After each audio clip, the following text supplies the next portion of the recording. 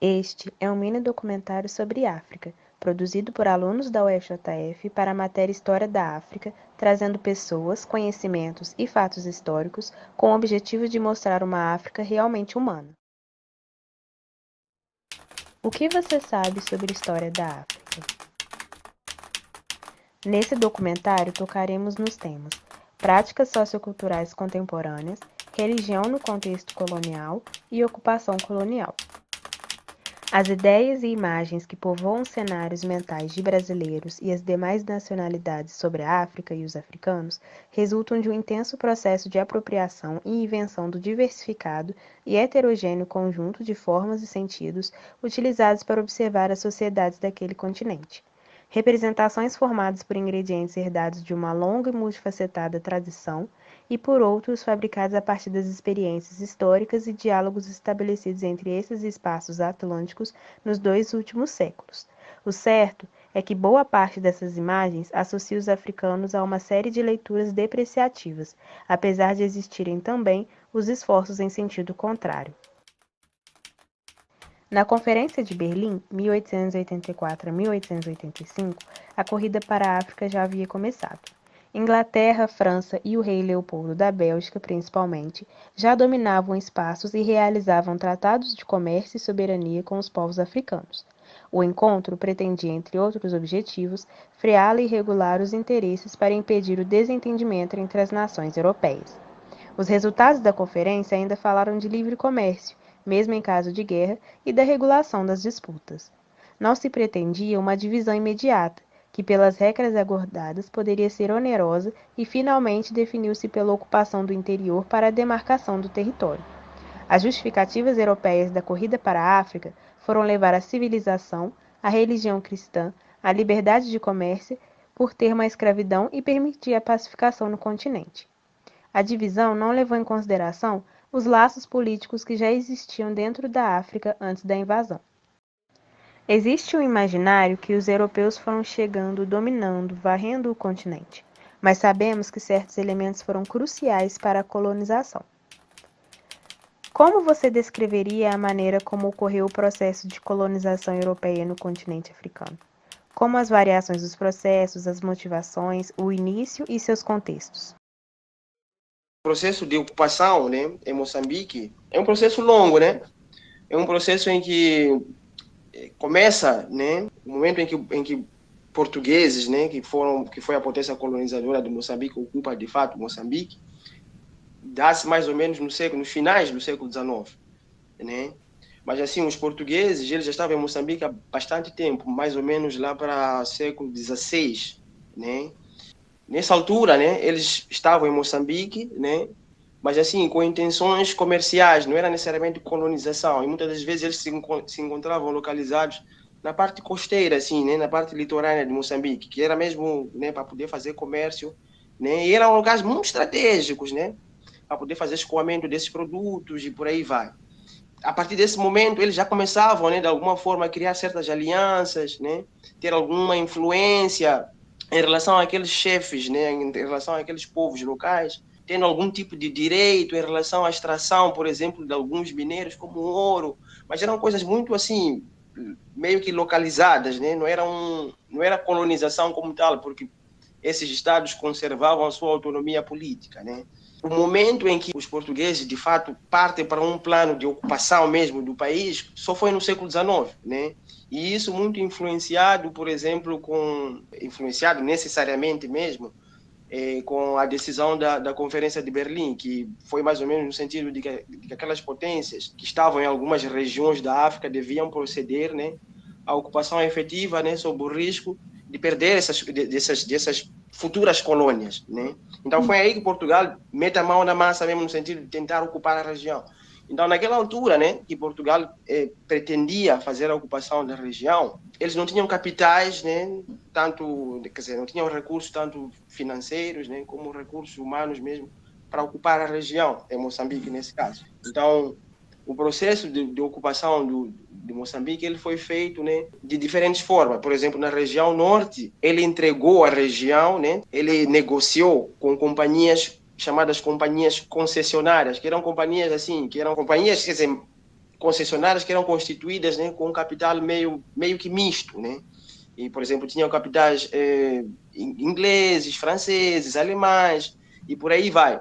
Então, essas companhias era como se fossem assim um estado, né, dentro de outro estado, né? Eram companhias que tinham autonomia de exploração em relação àqueles territórios. Tipo, eles podiam cunhar a sua própria moeda, né? Podiam explorar aquelas regiões. E uma das obrigações que essas companhias tinham é que eles deviam meio que, como é que eu diria isso?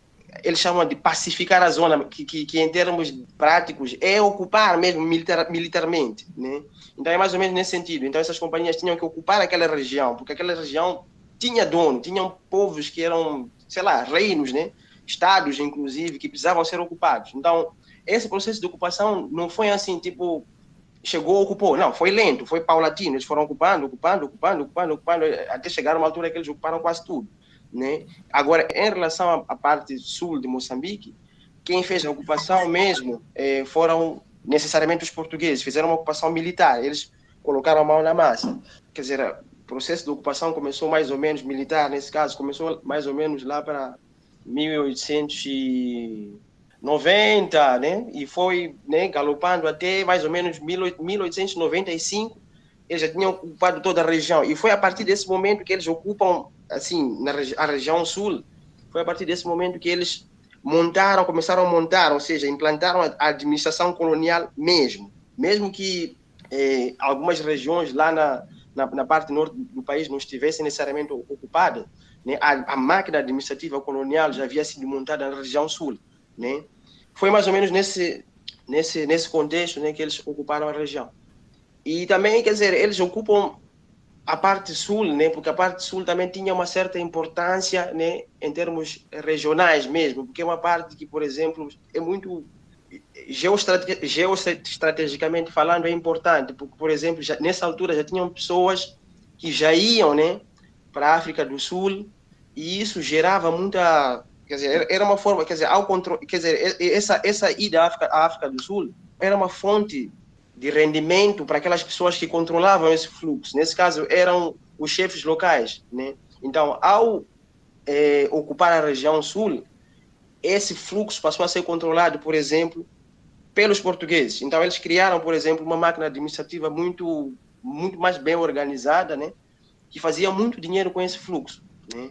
E não só, também existiam portos, né? Que é o porto de Lourenço Marques, que era um porto muito importante para a própria África do Sul, porque a África do Sul é grande. Então, uma parte da África do Sul era abastecido, né, justamente por esse porto de Lourenço Marques. Então, tinha um monte de interesses por detrás, né, na ocupação deles na região sul de Moçambique. O processo de colonização europeia sobre os continentes fora do eixo central dos países europeus foi um processo avassalador em vários aspectos. A destruição das culturas, línguas, manifestações religiosas, religiões e até mesmo de sociedades inteiras. A colonização em todo seu processo, seja ele antes da marcha sobre o território dos continentes, durante ou mesmo no presente, é marcadamente constituído por um processo de dominação, expoliação e subjugação das sociedades. Desde os primeiros contatos com as outras sociedades, o processo de diferenciação foi colocado em questão, não de maneira a ponderar a diferença como diversidade e pluralidade de realidades, ou que coadunam, mas como sinônimos de desigualdade. As desigualdades como marcas de inferioridade para com aqueles que estão sendo nomeados.